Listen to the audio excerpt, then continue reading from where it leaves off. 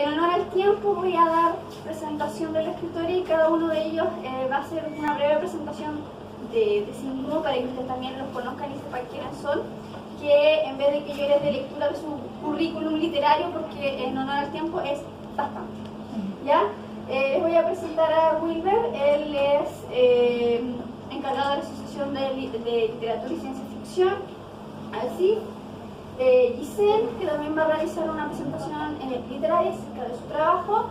Y por último, Alejandro, que nos acompaña desde Concepción, y obviamente la participación del escritor Juan Pablo Cifuentes. ¿Ya? Así que escuchamos con atención. La idea es participar, conversar en esto y realizar ahí una especie de conversación amena. ¿Ya? Lo único que tiene la bolera hace una pena. Cualidades de dirección. Yo sí director. Director consorte de la NASA. De la NASA. Yo creo que la primera pregunta es ¿qué las pedimos? ¿Qué las pedimos? Yo traje una definición de expedido, pero igual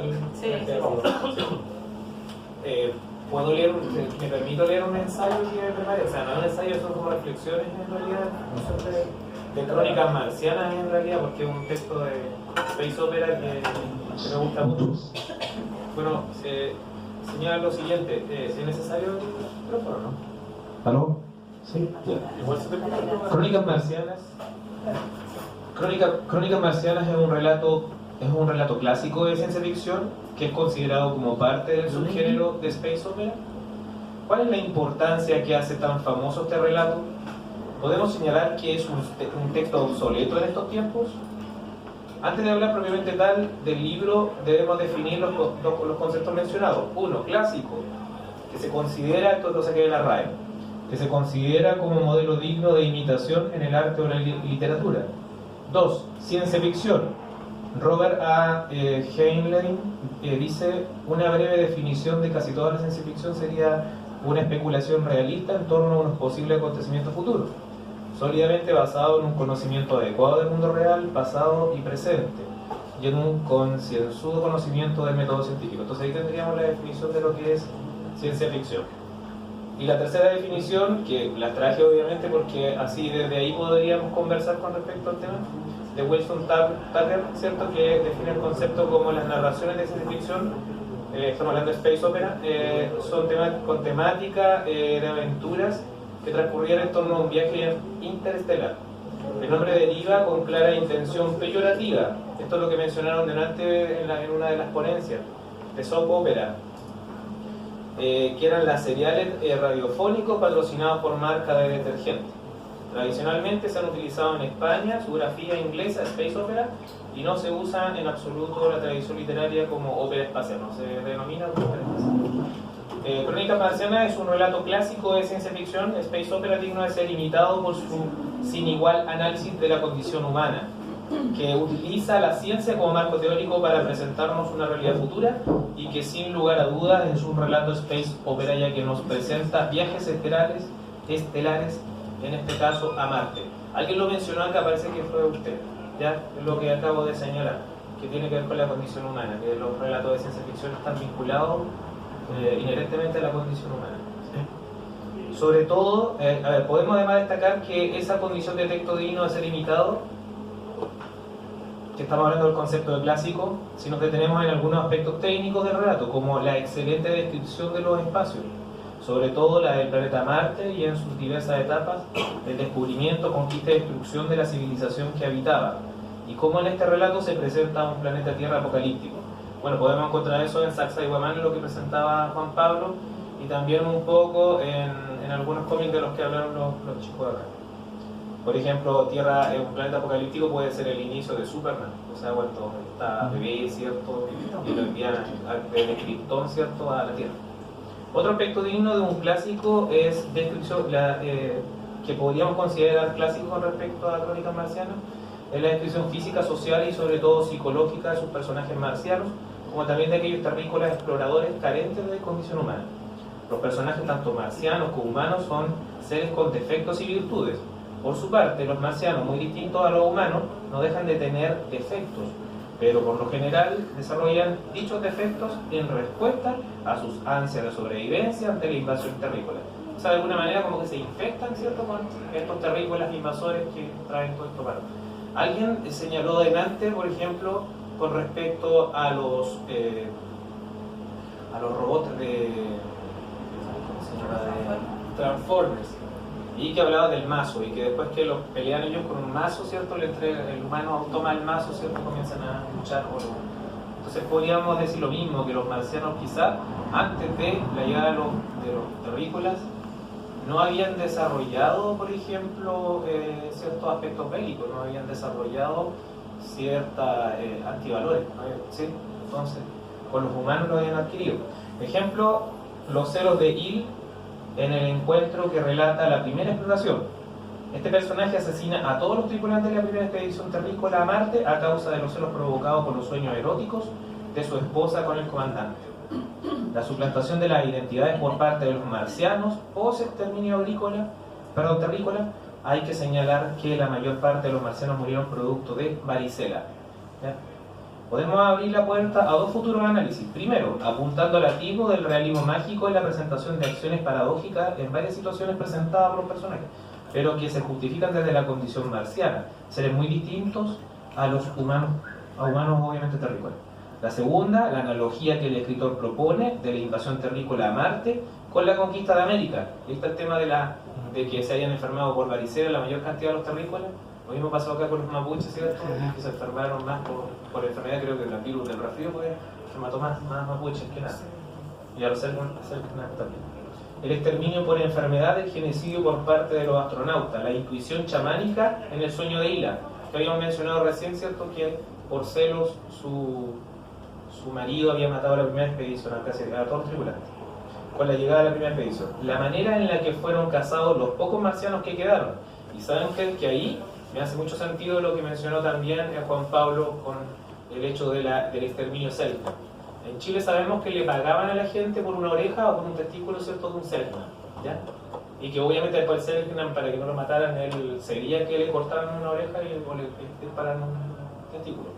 Entonces, obviamente aquí sucede algo similar.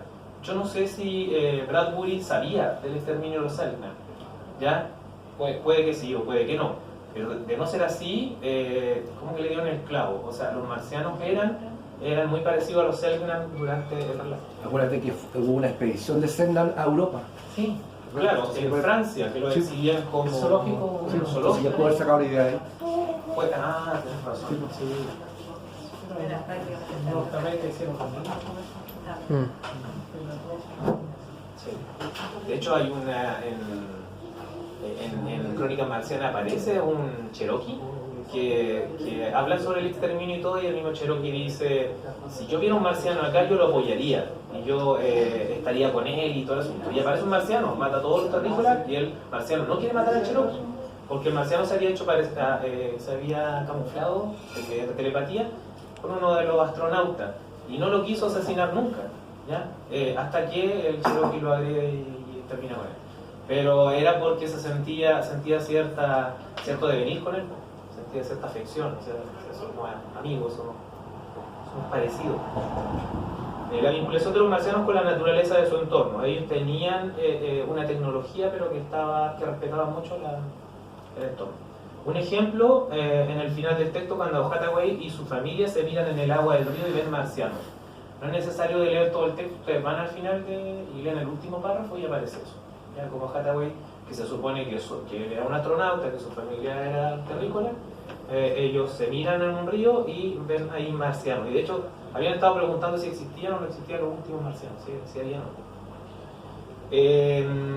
También mucho antes en el texto, cuando Hathaway asesina a los últimos marcianos después de estudiar su lenguaje y arqueología. Esto lo podemos comparar con el comportamiento de algunos sacerdotes de la conquista de América, que después de conocer los libros mayas lo destruyeron, los quemaron todos, ¿cierto? Creo que quedaron 4 o 5 libros. Esta paradoja de comportamiento ambivalente está presente en cada uno de los capítulos del texto. A pesar de su condición de ciencia ficción y a su vez de space opera, se caracteriza por presentarnos los problemas universales del ser, que ya no solo es humano, sino que también es marciano. De hecho, los marcianos parecen representar mejor de mejor manera las características y valores propios de nuestra especie, o sea, la humanidad, ¿cierto? La crítica de Bradbury es tremenda a la especie humana, destructora de su entorno, carente de percepción ecológica en la construcción de la realidad y su futuro. Escasea una visión circular de su economía, etc. La utilización del conocimiento se vincula con la necesidad de adquirir mayor poder económico. Se habla incluso del dinero ahí, ¿ya? Pero no como un dinero propiamente tal. Fíjense que estamos hablando de un relato que no se escribió ayer, ¿ya? Y que de alguna manera revela cosas que son esenciales del ser humano en la actualidad. Las personas huían de la Tierra, pero al final replicaban todo aquello de lo que se habían alejado. O sea, habían personas acá en la Tierra que decían: voy a tomar un cohete a Marte porque yo no quiero ser esclavo de este sistema y toda la cosa, y allá replicaban el sistema. O sea, también tenían su empresa, también tenían personas que trabajaban para ellos, etc. O tenían una familia y en la familia hacía lo mismo que estaban haciendo. Entonces ahí uno se da cuenta que no era el problema del planeta, el problema era de la condición humana. O sea, donde estuvieran iban a caer en los mismos errores, porque es una problemática de valores. Los tremendos avances tecnológicos son utilizados en función de invadir y exterminar. Así la humanidad se presenta en un espacio apocalíptico de posguerra atómica. Y aquí quiero llegar un poco a lo que mencionaron sobre cine. La película que hablamos de Avatar, y que Avatar se parece mucho en ese sentido, en este mensaje, a Crónicas Marcianas. O sea, van los seres humanos a invadir y van a destruir, ¿cierto?, un entorno que parece paradisíaco, que parece hermoso, etc. O que tiene por lo menos equilibrio. Exterminar a la humanidad, ¿cierto?, en un espacio apocalíptico de posguerra atómica. Bradbury nos señala con esto que los problemas de la humanidad serían siempre los mismos, que la carencia del conocimiento reflexivo mediante el arte y la cultura nos sumirá en un futuro de tecnócratas consumistas, belicosos y autodestructivos. O sea, hay aparece acá, bueno, voy a mencionar el ejemplo, en donde la humanidad, al igual que Fahrenheit 451, destruye el conocimiento, destruye los libros, quema los libros, ¿ya? Hay una quema de libros. Y ahí volvemos de nuevo al sacerdote español con la cultura maya, ¿cierto? Y que por ende, obviamente, la destrucción de ese conocimiento, el conocimiento poético en general, porque lo primero que destruyen son la poesía, implica, ¿cierto?, y no hace mucho sentido en la actualidad, implica el hecho de que la literatura es peligrosa. La literatura es peligrosa para una visión tecnocientífica de la realidad. Y que también podríamos ver si a lo mejor en los cómics de Space Opera está la poesía en algún momento. Como la quema de la Biblioteca de Alejandría. La quema de la Biblioteca de Alejandría. Y de hecho se dice, bueno, Borges lo menciona, que han habido varias culturas que han tenido bibliotecas y conocimientos muy avanzados en los cuales se ha quemado esa información. Lo primero que hacen, no sé, por el imperio que va a destruir al otro es destruir su información, su conocimiento. Hay, y sobre todo lo que más es como la estrella donde todo el mundo digamos, para la idea central confluye, que es el gran símbolo, en la quema de los libros durante el régimen nazi. Eso es clave. Ahí se ve el asunto de la libertad absolutamente opacada por otras ideologías totalitarias. Para el 73 también. Y es como bien. O sea, régimen totalitario es igual con el conocimiento y sobre todo textos que son de carácter literario, porque son considerados como ofensivos, como peligrosos, etc. Ya, bueno, aquí unos ejemplos en Bradbury presenta algunos. Hice un ejemplo claro, está en esto, en la intertextualidad recurrente que realiza con algunos relatos poéticos, como el Vendrán lluvias suaves. Es un relato súper corto, de 3 o 4 páginas, si lo quieren buscar para no leerse todo el libro. Busquen Vendrán lluvias suaves, y al final del relato se habla de una casa automatizada en donde todo el rato hacen siempre lo mismo. Había existido una guerra atómica y las máquinas seguían sirviendo el desayuno, bañaban a unos cadáveres que estaban ahí, que eran puro hueso. Y se supone que al final sufre un desperfecto la maquinaria, ¿cierto? Se incendia y la historia termina con un poema. Y el poema, que es lo que relata, termina con una reflexión sobre esto, sobre que la humanidad siempre busca ser tecnócrata y sacarle provecho a la entonces Vendrán lluvias suaves es la que presenta la destrucción de la humanidad y la premonición de esta mediante el poema. También el capítulo Butcher 2, en el que un terrícola diseña una casa de terror en la que están presentes todos los relatos clásicos de Edgar Allan Poe. cobrando venganza por la quema de los libros de su biblioteca y del conocimiento general. A él le habían quemado una biblioteca de millones y millones de libros, era una persona ricachona de mucho dinero, y le quemaron. Entonces él se fue a Marte, creó esta casa, donde en vez de tener una biblioteca, vivenció, ¿cierto?, los cuentos de Edgar Allan Poe. Y toda la gente que había estado a favor, por ejemplo, es como que nosotros todos los senadores y diputados actuales que han echado las leyes para atrás, ¿cierto?, que queremos del cambio, los tomaran en una casa del terror y comenzara a asesinarlos, y los reemplazaba por un androide. Entonces cuando venían los policías a ver si había muerto esta persona, no, había quedado en la casa y estaba muy normal y entusiasmado con la casa y no había salido nunca a la casa. Encontraban a un androide que era idéntico. La pobreza y el colapso de la humanidad está directamente relacionado a la ausencia y destrucción de la palabra poética y literaria. Esta lleva a la humanidad a la pérdida de sus valores y de su condición como tal, y a su vez de su exterminio total. Tema que, como podemos observar, está vigente en la actualidad y sobre todo en nuestro país. Entonces, sabemos que una de las cualidades de la literatura de ciencia ficción y de su subgénero space opera es presentarnos una gama diversa de futuros posibles, de seres humanos y extraterrestres, con sus problemáticas socioculturales. Asimismo, Crónicas Marcianas es una talentosa propuesta de aquellas cualidades y que en su condición de clásico difícilmente pasará inadvertida a nuestra biblioteca y lecturas personales. Eso es.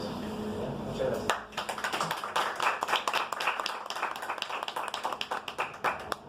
Hola a todos. Voy a ser breve para que tengamos el tiempo también de poder sincronizar, armonizar las palabras de todos y que también puedan opinar y hacer lectura abierta, como propuso muy bien, ¿no es cierto, Juan Pablo? Bueno, en pocas palabras yo les voy a decir, antes de comenzar, lo que voy a leer, que es corto, que lo rico e interesante con Space Opera es que parte de un conflicto como cualquier obra teatral, como cualquier obra literaria, y ese conflicto, ¿no es cierto?, se va desencadenando en lo que muchos críticos y muchos estudiosos del tema señalan que se asemeja a un western, al estilo western. En aquel conflicto, ¿no es cierto?, hay cosas que no pueden estar fuera, como por ejemplo cierto tipo de armas, el conflicto, como les digo, buscar un villano, hay un héroe o una heroína, en lo que también la heroína o el héroe está mediando relaciones de poder, relaciones filiales o relaciones sexuales también de pareja, que desencadena, ¿no es cierto?, un proceso mayor en donde se involucran masas, cantidades de habitantes de uno o de otro bando, si podemos decir. Ejemplo puede ser perfectamente Duna, Star Wars y muchas otras más. Fue criticado en algunos años, el Space Opera, muy criticado, porque también el cómic ahí participó, y claro, hubo muchos que criticaron aquello, que no viene al caso, lo pueden buscar también, que tanta crítica le hicieron. La verdad es que yo creo que fue estéril tanta crítica porque nunca ha dejado de existir el Space Opera y va a continuar. Yo quiero relatarles algo muy breve que tiene que ver con un trabajo que estoy realizando yo ahora, y me viene muy bien esto porque se conecta con lo que estamos hablando acá. Es un relato cortito y es la relación de una mujer del norte de Chile con un ser que viene de por allá arriba. Bueno, se llama Ana Irran. Ahora recuerda que casi todas las noches se quedaba viendo las estrellas. A veces mientras caminaba guiando a sus animales a la hora del pastoreo, se sentaba en la llanura mirando hacia arriba. Parecía que la hubieran anclado a una nube. Otras seguía el vuelo de los flamencos hasta perderlos en el horizonte, o bien dejaba ir sus ojos con los remolinos de viento, esos que avisan la llegada de la lluvia. El desierto es un buen lugar para vivir y morir, decía su abuela Jacinta. Ana al principio no comprendía lo que entrañaban estas sabias palabras, pero como no le importaba, pues creía saber desde niña que su estado existencial sería otro. Así comenzó a comprenderlo a partir de una noche. Estando dormida en su cuarto, abrió sus ojos a una luminosidad marítima. Era un azul suave y tranquilizador que jamás había visto. Frente a ella, lo que parecía un hombre, de piel o traje también azul, con pequeñas pintas ocres y celestes, que le recordó el lapislázuli que le enseñó su maestra en la escuela del pueblo. La cabeza estaba cubierta con algo similar a un casco o capucha del mismo color, sin poder visibilizar cabello alguno. El hombre tenía un rostro de inmensa paz.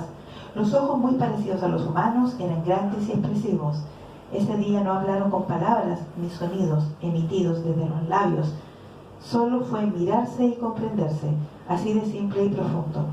Afortunadamente los vecinos de la villa no vieron ni escucharon nada. A la mañana siguiente, Ana se fue muy temprano a pastorear sus animales. Allí, mientras ellos comían en tranquilidad, se quedó dormida, con la imagen de aquel hombre y ambos enlazados por esa atmósfera azul. Al despertar, un olor pesado y extraño la rodeaba como animalito atemorizado, que encogió su cuerpo en posición fetal. Junto a ella, el mismo hombre que apareció en su cuarto la noche anterior, le tomó su mano y la despertó. Hablaron sin hablar, sin sonidos ni ruidos que recuerde su voz, pero el hombre estableció una fluida comunicación mental. El hombre dijo llamarse Ran y venir de otro planeta y galaxia, solo buscando a una mujer. Ana, que a pesar de sus 20 años aún sentía como niña y pensaba como niña, no podía negar que la presencia de este hombre le agradaba, sin lograr explicarse por qué. ¿Cuál es tu misión, Ran?, preguntó ella. Ran le contó una historia, la historia de toda la humanidad. Dijo que el amor había sido exterminado por las razas destructoras, las que surcan los cielos de noche, escondidas detrás de las nubes y bajo el mar, las que poseen naves muy grandes como pequeñas ciudades. Es todo lo que les queda. Esa es la razón que insistan por permanecer en este mundo, que su objetivo es quedarse con el planeta y dominar a los humanos.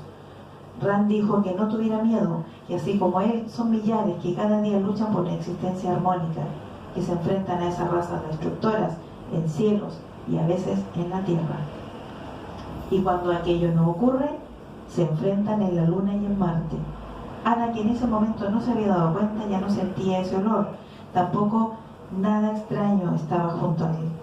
A su alrededor, luces de diferentes tonalidades, la superficie y objetos eran de un blanco indescriptible,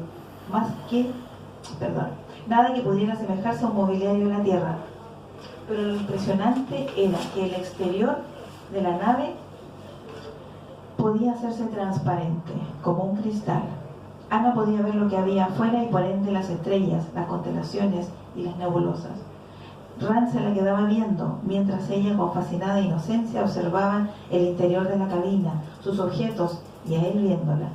¿Dónde estamos, Rand?, preguntó ella sorprendida. En el espacio, no muy lejos de tu hogar. Podemos regresar cuando lo desees. Desde ahora, si estás de acuerdo, tú tomas las decisiones y yo las ejecuto. No necesitas estar enterada de todos los detalles. Ana no sabía qué responder. Había una lucha interna en su interior.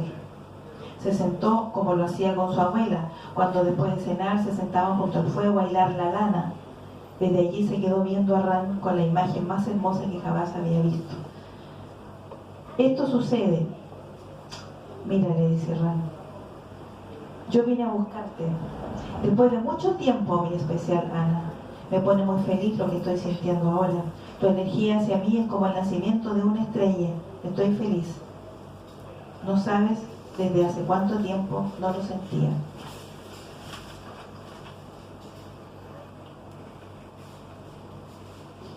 Yo y tú en otra vida, en otro mundo. Entonces por eso miraba las nubes y los cielos desde niña, ahora lo comprendo. Así es, desde siempre te he estado viendo, te he cuidado desde arriba, pero ahora puedo decírtelo. Acepto acompañarte, acepto y me siento emocionada, no sé cómo explicarlo. Soy una pastora, no sé nada de naves ni de estrellas, pero acepto. Creo que me entiendes, dijo Ana sonriendo. La misión, estacionarse entre las nubes del hemisferio sur y la Antártida, limpiar la atmósfera de la polución y los químicos que arrojan los aviones que recorren los cielos día y noche. Pero Ana sabía pilotar una nave, solo que lo había olvidado. Rand sabía que era cosa de tiempo, volver a pilotar juntos, volver a amarse con los ojos y la mente como antes, un amor que ha traspasado la carne y el tiempo, un amor estelar.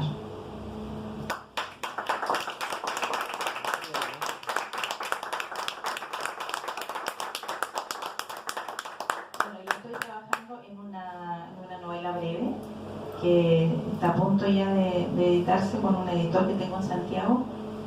Y les voy a hacer un poco el relato. Sucede en la galaxia Triángulo. Hay una misión de astrocientíficos que alojan en esa galaxia, y la investigación de ellos tiene que ver con un planeta que está perdido, que era un planeta verde para algunos y para otros era un planeta azul. Con el traspaso, digamos, del tiempo, ellos llegan a darse cuenta, encuentran unos archivos y se dan cuenta que es la Tierra, pero tiene otro nombre y se ha perdido la información, un poco como Bradbury, digamos, de esto de que se pierde la información. Y finalmente consiguen armar la nave, hacen el viaje, hacen la misión, vienen 3 astrocientíficos y durante el proceso del viaje ocurre algo inesperado. Aparece un guardián azul. Y este guardián, bueno, espero que en algún minuto que lo puedan leer, pero presentar la obra acá. Es un guardián estelar. Ese guardián es un chamamul, como el chamamul de madera de los mapuches, solo que es un guardián, podríamos decir, más ancestral aún, digamos, esa es la idea literaria. Y este guardián los lleva los acompaña en el viaje. Ellos llegan finalmente a la atmósfera terrestre, pero la Tierra está destruida. Entonces el guardián les dice que no es el momento de tocar tierra, así que él lo que les aconseja, lo que les sugiere es que cambien el tiempo. Entonces ellos retroceden en el tiempo, hacen un retroceso temporal y llegan en otro momento, y en el momento que llegan están las civilizaciones latinoamericanas. Así que ahí hacen el nexo con nuestra querida Latinoamérica. Les voy a leer solamente la primera página. Se llama Pan de Mar. Desde que era una niña, Ata recuerda haber escuchado la historia de Pan de Mar, un relato perdido en el tiempo. Cada vez que la pequeña Ata abría su imaginación, era capaz de recrear en su mente aquel mundo llamado Pan de Mar y cómo sería vivir en ese reino perdido en el tiempo. Según la historia, en un lugar llamado Pan de Mar, que vivía un pujante comercio, llegaban cada día gran cantidad de naves a realizar transacciones de toda clase de servicios y productos. Aunque era un único reino, muchos lo llamaron único puerto feliz. Una extensa lluvia que cubrió el planeta hace una enormidad de medida de tiempo estelar afectaría su tiempo para siempre. Llovió tanto que los habitantes fundadores del antiguo reino huyeron a refugiarse en las montañas del reino Pan de Mar. Cada familia se estacionó en una de las cimas de la montaña. Dice la historia que era un dorsal montañoso de unos 700 cerros de diversa altitud. Allí habitaron y construyeron sus hogares para guarecerse de la lluvia torrencial que se extendió durante medio tronco. Nadie podía salir de los cerros a no ser navegando. Entonces, obligados, permanecieron en las alturas hasta esperar que la temperatura hiciera descender las aguas. Durante mucho tiempo, un tímido sol iluminó apenas la tierra. Esas aguas, mitad dulce y mitad salada, brindaron suficiente alimento para todos quienes subieron a las alturas. Cuenta la historia que en la cima de cada cerro había grandes promontorios rocosos que los habitantes del reino transformaron en hogares. Así se fue perfilando esta historia, esta nueva forma de vida en las alturas. Cuando la lluvia hubo cesado completamente y secado los valles, los habitantes volvieron a confiar y regresaron a las tierras bajas. Pero arriba, solamente para terminar el punto, habían dejado parte de sus vidas. Todos dieron el adiós a algún miembro de su familia para dejarlo entre la cima de los cerros y el cielo de sus ancestros. Eso es un poco la historia de este planeta extraño y maravilloso que la astrofísica Ata está a punto de encontrar. Ya encontró los planos, convoca a los científicos y están en el proceso del viaje. Así que espero poder lanzar ese libro pronto.